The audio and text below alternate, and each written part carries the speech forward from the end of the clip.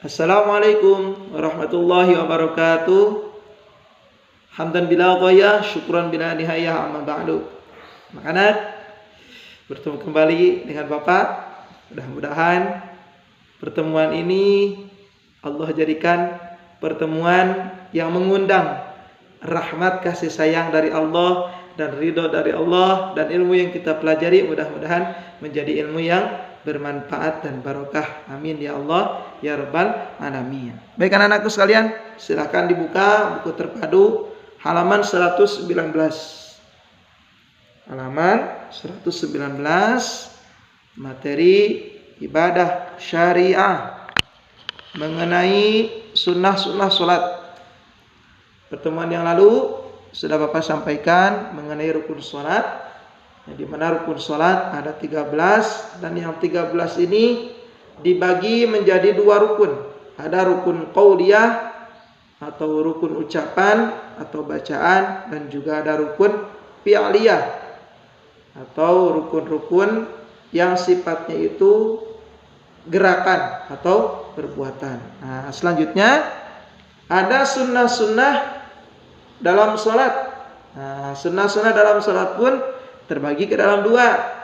Ada yang sunnah qauliyah atau yang sunnah itu dikerjakan oleh ucapan atau bacaan. Dan juga ada sunnah fi'liyah yang dimana sunnah-sunnah ini dilakukan dengan perbuatan.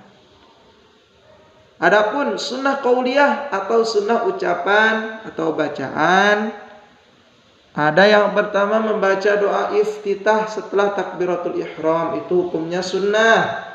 Dan sunnahnya itu sunnah qauliyah atau sunnah ucapan atau bacaan, yang Allahu Akbar kabira sampai selesai. Nah, itu bacaan doa iftitah termasuk sunnah qauliyah. Membaca ta'awudz pada rakaat pertama sebelum membaca surat Al-Fatihah, itu juga termasuk sunnah. A'udzubillahi minasyaitonirrajim. Baik dalam salat fardu yang 5 waktu maupun dalam salat sunnah. Sunnah membaca ta'awudz atau a'udzubillahi minasyaitonirrajim. Lalu membaca amin setelah membaca surat Al-Fatihah, itu juga termasuk sunnah qauliyah. Membaca amin, nah, itu juga termasuk sunnah. Di dalam sholat maupun di luar sholat, ketika kita sedang tidak sholat pun sunnah membaca amin ketika kita mendengar waladhdallin, ayat terakhir surat Al-Fatihah. Membaca surat atau ayat Al-Quran pada rakaat yang pertama dan yang kedua setelah membaca surat Al-Fatihah, itu juga termasuk sunnah qauliyah atau sunnah ucapan. Suratnya surat apa saja Pak Hamid, ayatnya ayat berapa saja, terserah kalian hafalnya. Surat apa baca. Hafalnya saya cuma surat At-Tin Pak Hamid, yang lain belum lancar, ya udah baca terus surat At-Tin. Saya alhamdulillah Pak Hamid hafalannya sudah banyak, tiap hari gonta-ganti ayatnya, tiap hari gonta-ganti suratnya, lebih bagus. Jadi hafalan yang kalian sudah hafalkan dan distorkan ke guru, nanti diamalkan, dipraktikkan di sholat, gak apa-apa. Latihan ya, hafalannya dites melalui sholat. Mengeraskan bacaan surat Al-Fatihah dan surat Al-Quran di dalam sholat berjamaah pada rakaat pertama dan kedua, kecuali sholat duhur dan asar. Sholat duhur dan asar dari rakaat pertama sampai keempat dibacanya pelan. Membaca takbir ketika akan ruku, Allahu Akbar ketika mau ruku. Membaca tasbih ketika ruku, subhana rabbiyal azimi wa bihamdi. Sunnahnya 3 kali, 1 kali pun boleh, subhana rabbiyal azimi wa bihamdi. Membaca sami Allahu liman hamidah ketika kembali dari ruku atau mau i'tidal. Membaca takbir ketika sujud subhana rabbiyal a'la wa bihamdih. Sunnah dibaca 3 kali. Membaca tasbih ketika sujud. Tadi membaca takbir ketika mau sujud dari tumanina dari i'tidal ke sujud. Sunat juga membaca takbir. Lalu membaca tasbih ketika sujud. Membaca takbir ketika mau duduk di antara 2 sujud. Mau duduk dari sujud, Allahu Akbar. Membaca doa ketika duduk di antara 2 sujud, Rabbighfirli warhamni wajburni warfani warzuqni wahdini wa'afini wa'fu anni. Membaca doa setelah sholawat. Setelah sholawat Ibrahimiyah membaca doa, Allahumma inni a'udzubika min adzabil qabri wa min adzabin nar wa min fitnatil mahya wal mamat wa min fitnatil masyihid dajjal. Membaca salam yang kedua sambil menengok ke kiri sehingga kelihatan pipi dari belakang. Jadi menengok atau membaca salam dan menengok ke kanan. Membaca salamnya itu yang pertama wajib. Sedangkan membaca salam yang kedua itu hukumnya sunnah. Dan sunnah juga menengokkan kepala kita ke sebelah kiri sehingga kelihatan pipi kita dari belakang atau dari makmum. Kalau jadi makmum, ya sama orang yang di belakang kita kelihatan pipi kita. Tidak hanya telinganya saja yang kelihatan berbelok, tapi pipinya pun terlihat sama orang yang di belakang kita. Itu sunnah-sunnah yang bersifat qauliyah atau ucapan. Selanjutnya ada sunnah fi'liyah atau sunnah yang dilakukan oleh perbuatan ketika kita melaksanakan salat. Yang pertama, mengangkat kedua tangan ketika takbiratul ihram.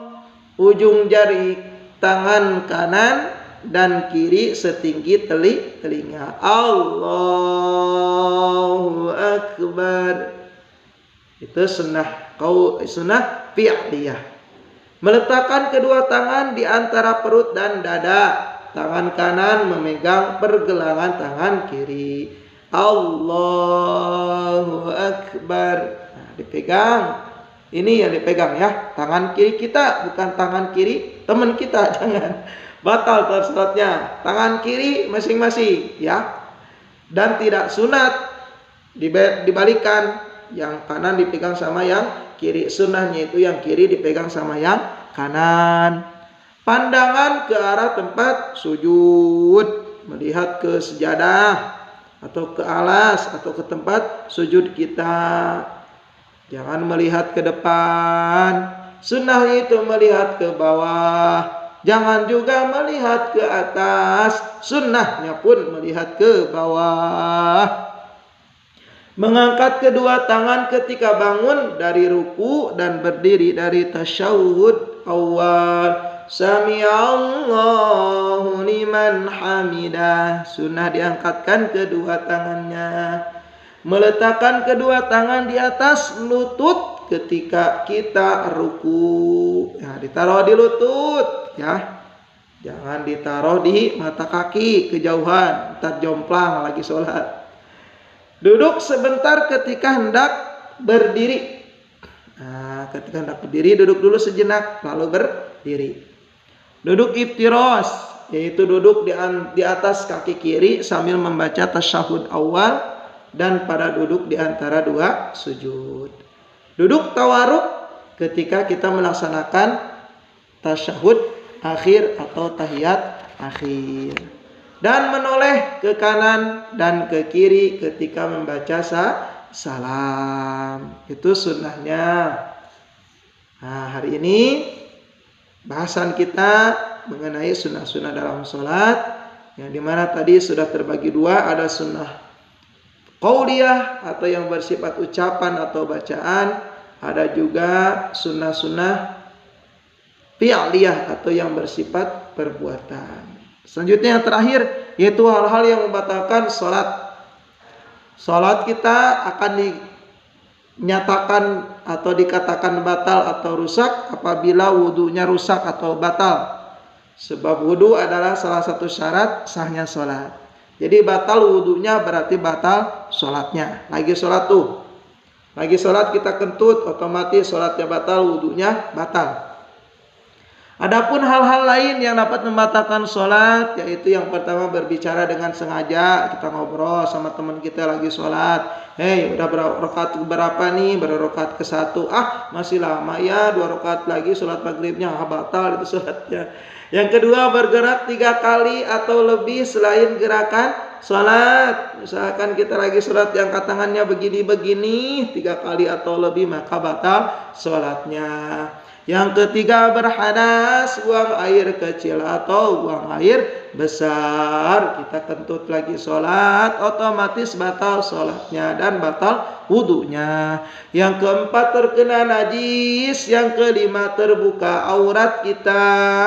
Aurat kita terbuka lagi sholat, baik itu kena kipas angin maupun dikerjain sama teman kita. Misalkan dibuka sarung kita, batal buka auratnya. Berubah niat. Yang ketujuh, membelakangi atau berlawanan dengan arah kiblat. Sholat malah ngadep ke hadap timur, sholatnya tidak sah. Dan ketika sholat kita berubah atau hadapan kita menjadi ke arah timur, maka batal atau rusak sholatnya.